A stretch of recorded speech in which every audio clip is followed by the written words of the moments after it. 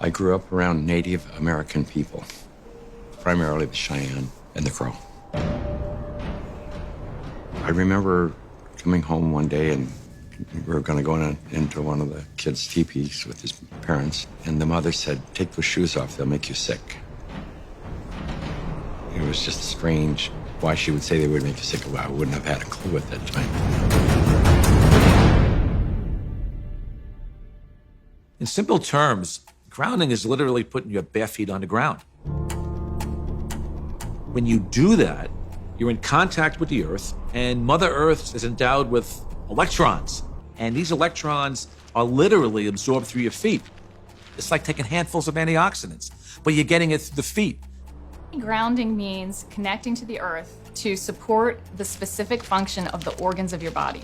It supports the body as a whole, but it specifically supports organ systems down to the tissues and the cellular function of the entire body.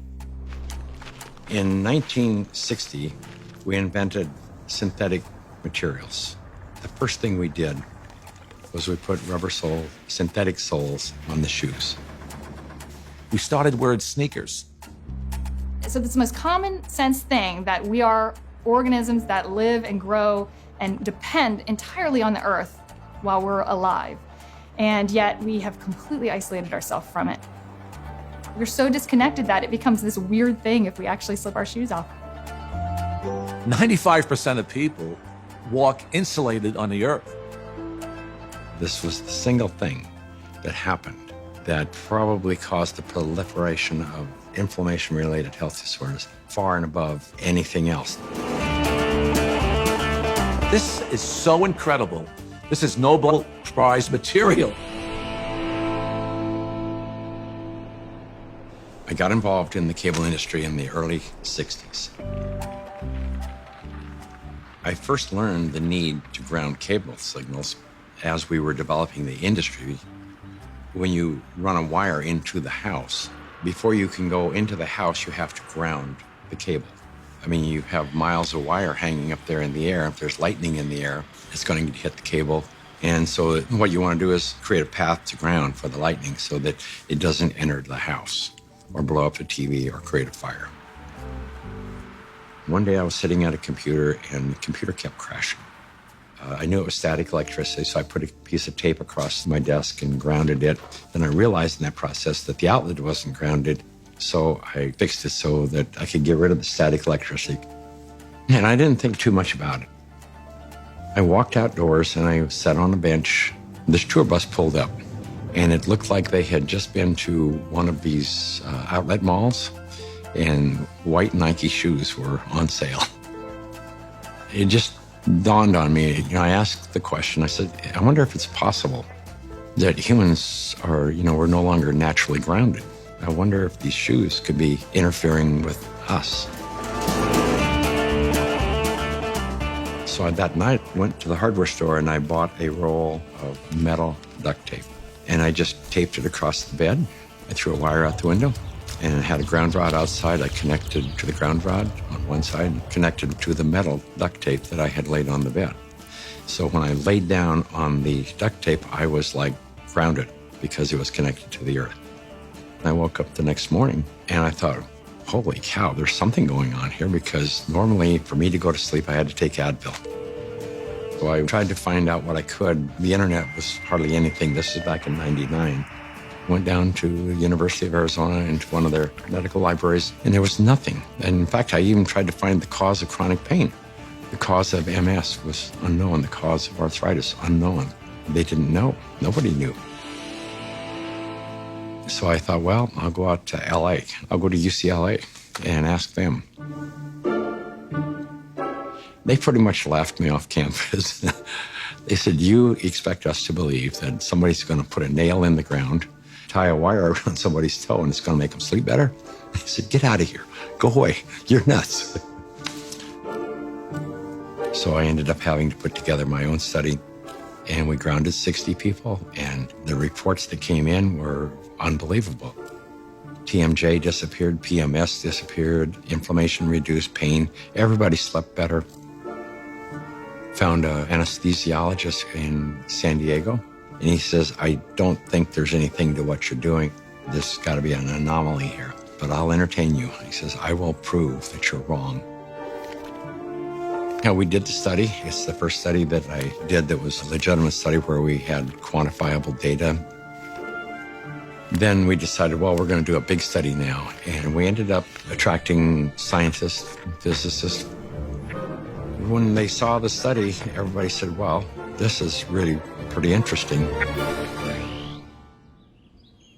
I didn't know anything about grounding. I had never heard of it at all, but I became a new mom. And I had my first child, and she had colic, and she cried and cried and cried. First thing I did, being a physician myself, was take her to the pediatrician, and remember distinctly leaving that pediatrician's office with a knot in my stomach, because the first thing they told me is, it's a baby, let him cry.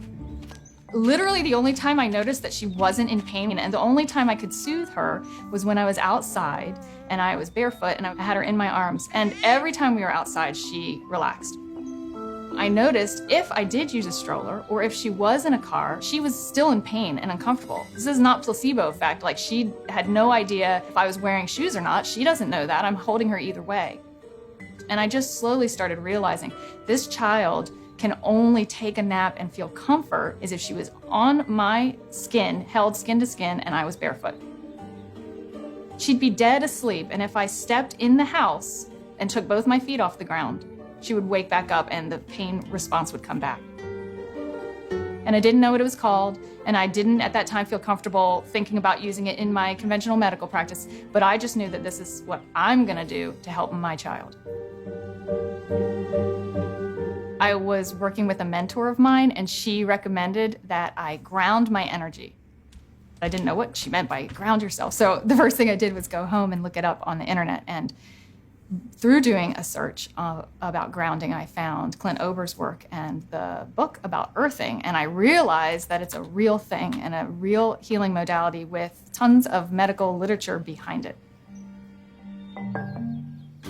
I first learned about grounding maybe 12, 13 years ago through one of the trainers for the Tour de France team from the US, and he was using it with many of their athletes and with surprising results. And I think that surprising best summarizes my response to it, because it didn't seem to make sense. I think I became a believer once I started to explore the science. If you take a microscope and you look at a piece of wood and you go down, down, down, all of a sudden there's nothing there. There's molecules, but they're not even connected. What's holding them together? What's the force that's holding everything together? Our body is electrical. This is all electronic equipment. The heart, the lungs, the brain. I mean, this is electrical equipment. It's all electrical. Everything is electrical. Unbeknownst to us, we live inside a battery. The surface of the Earth is charged negatively, and the ionosphere, which is a layer of the atmosphere about 60 miles up, which is ionized by the sun, meaning that the rays of the sun are so strong that they split the molecules into a positive charge and a negative charge.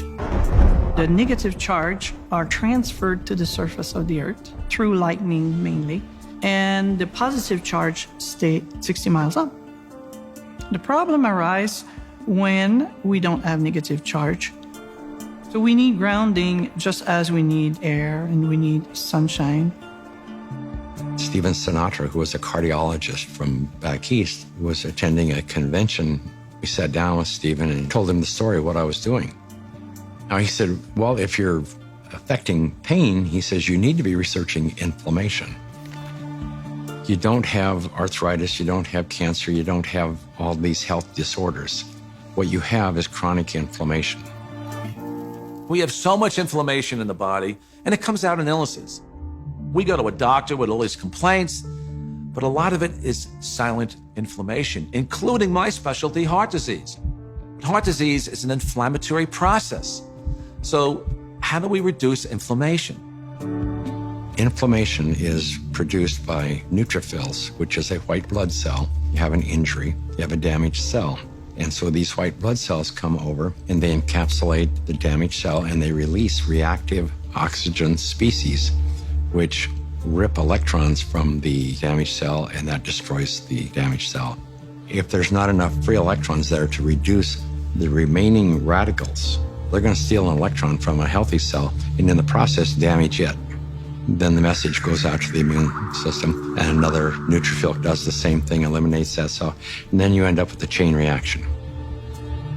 ATP is short for adenosine triphosphate. It's the energy currency of the cell. So we're bioelectrical beings. That's the currency of our body. That's how it works. That's how we run our biological systems, is by generating this electrical energy that's transferred.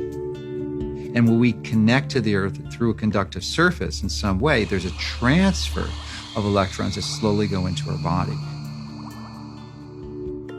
In situations where we are insulating ourselves from this surplus of electrons into our body, we're going to get the absolute opposite. So instead of having low levels of inflammation and a thin blood, we'll have thick blood that's more likely to clot, and our levels of inflammation tend to increase.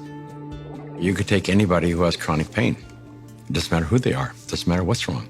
And ground them, and you're going to have a significant reduction in pain. You're going to stop the oxidation or the inflamed portion. That stops almost immediately. Then the body can heal and return to normal. And healing generally is improved by 60–70%.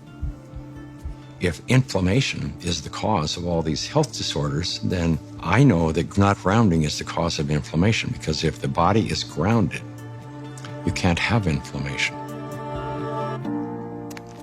Can we measure the effects reproducibly? The answer to that is yes. We now have 20 studies.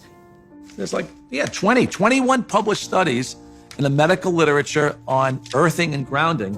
And this is peer review stuff. In simple terms, what earthing does is literally, it quenches the fires of inflammation. And if inflammation is the source of all root illnesses, including Alzheimer's disease, cancer, heart disease, diabetes, I mean, the list goes on and on. If you can impact inflammation and, squelch it, kill it, stop it, we're going to be healthier beings. So, why hasn't it caught on in mainstream? I can only say it will. There's a well-established, traditional, conventional system that relies on expensive intervention. So they'd like to perpetuate that, and they're not too interested in having some competition coming in for a lot less expensive to sort of sabotage their profit levels. Because their goal isn't to help humanity. Their goal is really, as corporations, is increase their profit. The question becomes, how much of an influence has lack of grounding been in the epidemic of disease that we have? Is grounding a factor?